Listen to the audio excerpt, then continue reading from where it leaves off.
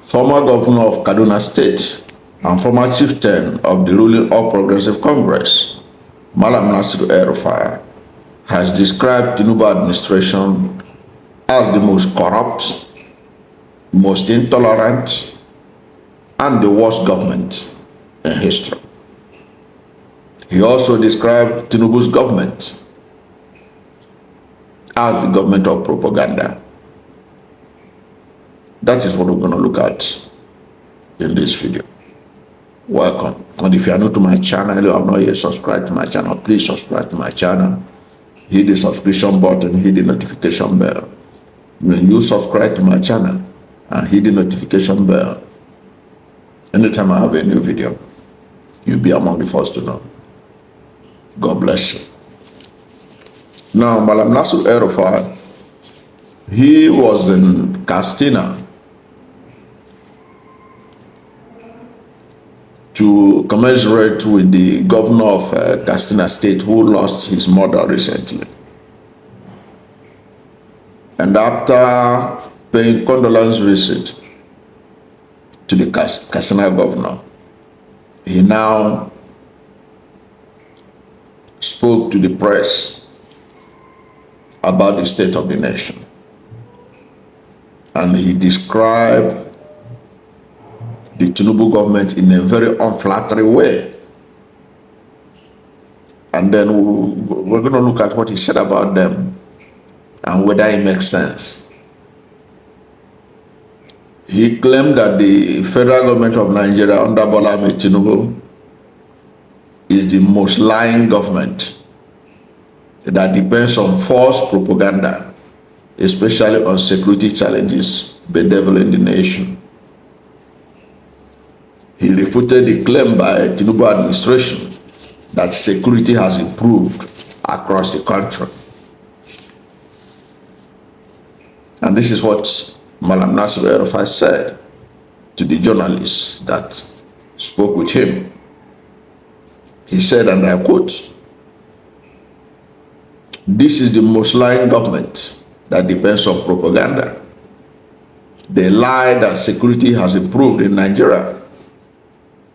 They read out numbers of bandits killed, except the ones that we know are the leading bandits.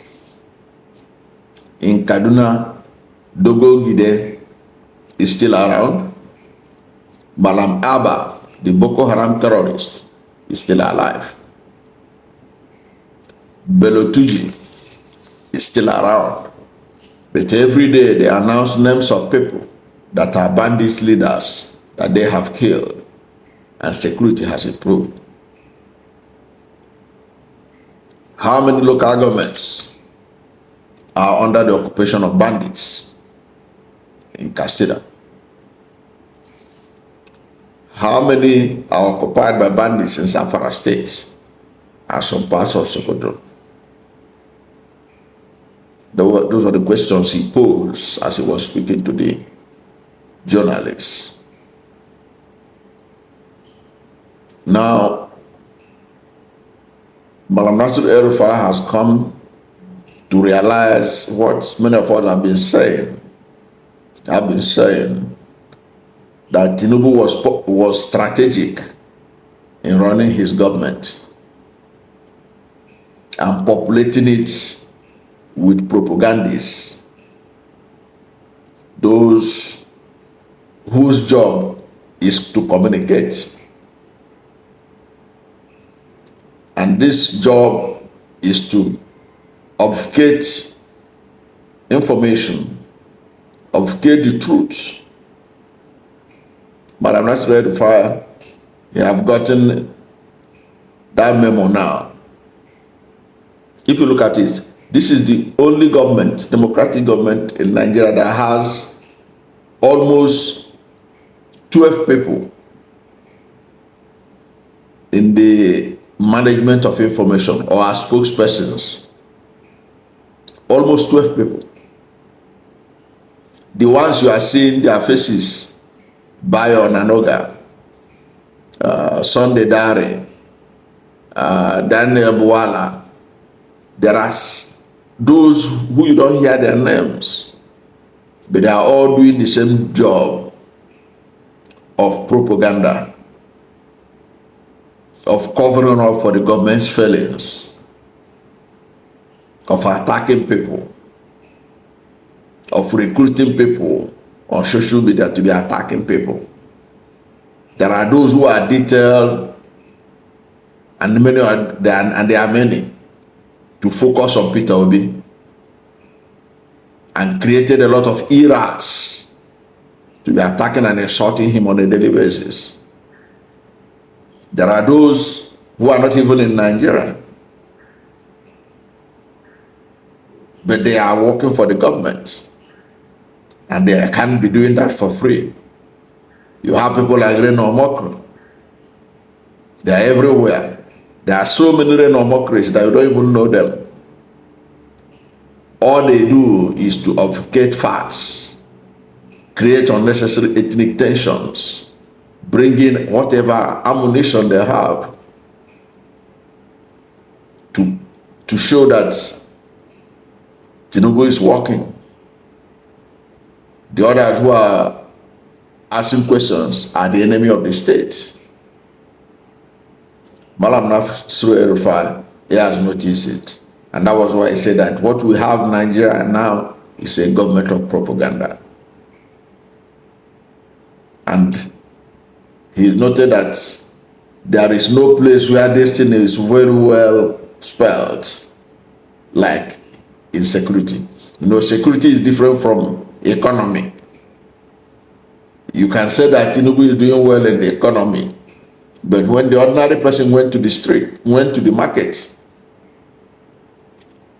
to buy a bag of rice or to buy a measure of rice, you can't, no matter how you do your propaganda, you can't convince him that you are doing well in the economy when his purchasing power has reduced by over 100%. That kind of propaganda is difficult. And that was why you see, what did the government do about it? Because they know propaganda is not working on that.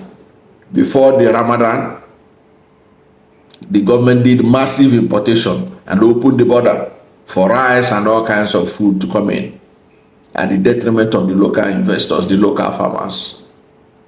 To the credit of Malam Nasiru El-Rufai, he was the first, one of the earliest people that exposed the government that there is no, the reason why you are seeing reduction in the cost of food was because the government had done massive food importation.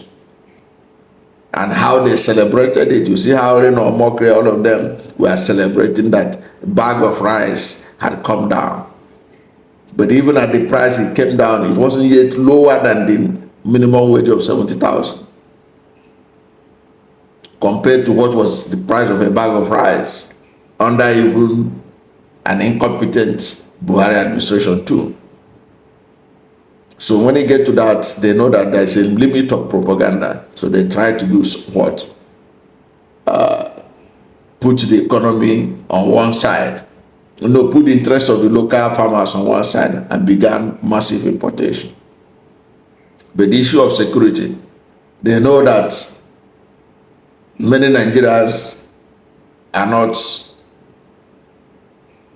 they're not going to be in the battlefield. They don't know what is going on. So they can come and tell them that security has improved. But of course, there's also a limit to that. Because when people are being kidnapped and people are paying billions monthly across the country for their loved ones kidnapped, you can't continue to lie to them that security has improved. But in the case study that Nasiru El-Rufai did, that of insecurity in the Northwest, saying that things have improved, Malam Nasiru El-Rufai has pointed out that why is it that the main bandits that we know, those who know their faces, we have seen them in newspapers and everything, they are hardly being killed. But the bandit leaders would have never heard about. They're always the ones that are being killed. That's what he was saying. I don't know whether he was making sense to you, but there is no doubt about it that Malam Nasiru El-Rufai is also highly connected. If security has improved, even if he doesn't admit it, he knows that he cannot use it for politics, because people who are living in those areas will know. Like he posed a question, how many local governments are occupied by bandits in Kaduna?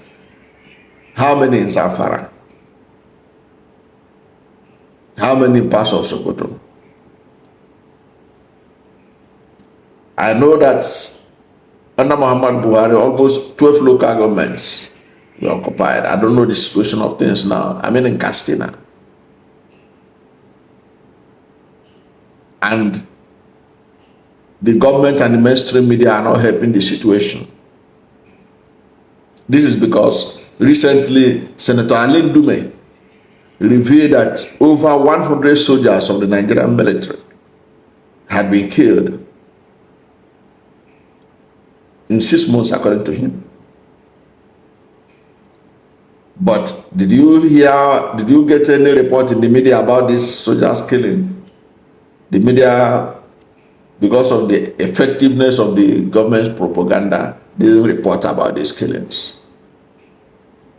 But if it were under President Goodluck Jonathan, any single soldier killed would make news in all the newspapers, but not anymore.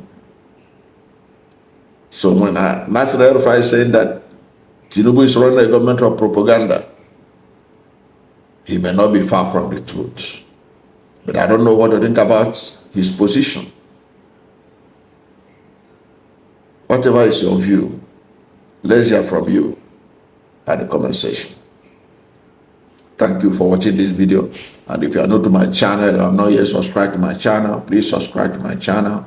Hit the subscription button, hit the notification bell.